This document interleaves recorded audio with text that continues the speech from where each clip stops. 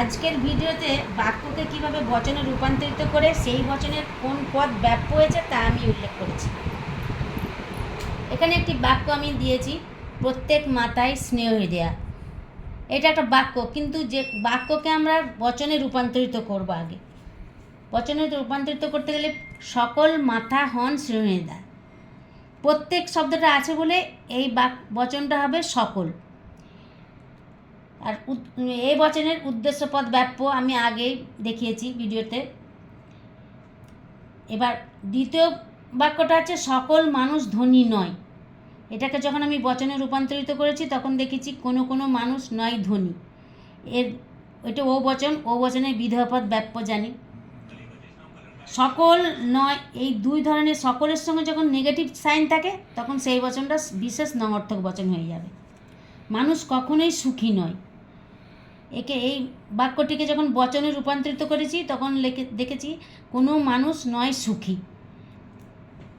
এটা ই বচনের উভয় পদই ব্যাপ্য আমরা জানি। No, none, nothing, no one, nobody ইত্যাদি যদি শব্দ থাকে বাক্যে তখন সেটা হয়ে যাবে সামান্য নঙর্থক বচন। ম্যান ইজ নেভার পারফেক্ট, ই বচন এটা। নো মেন আর পারফেক্ট। অধিকাংশ ছাত্র ইংরাজিতে ফেল, কোনো কোনো ছাত্র হয় ইংরাজিতে ফেল। অধিকাংশের সঙ্গে যখন সদর্থক চিহ্ন এটা তখন সেটা হয়ে যাবে আই বচন। অধিকাংশ, কিছু সংখ্যক, মোস্ট, আ ফিউ এই জাতীয় যদি শব্দ থাকে বাক্যে তখন সেটা হয়ে যাবে বিশেষ সদর্থক বচন। Few can perform this task, some men are not men who can perform this task. এটা প্রেডিকেট ডিস্ট্রিবিউটেড হয়েছে।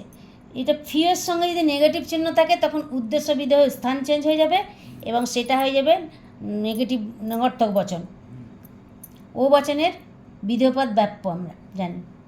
অত্যাচারীরা পরিণামে নিশ্চয়ই দুঃখ ভোগ করে। এটা বচনে রূপান্তরিত করতে গেলে বলতে হবে সকল অত্যাচারী ব্যক্তি হয় ব্যক্তি যারা দুঃখ ভোগ করে। এটা এ বচন হলো কেন? এটা পরিণামে আছে।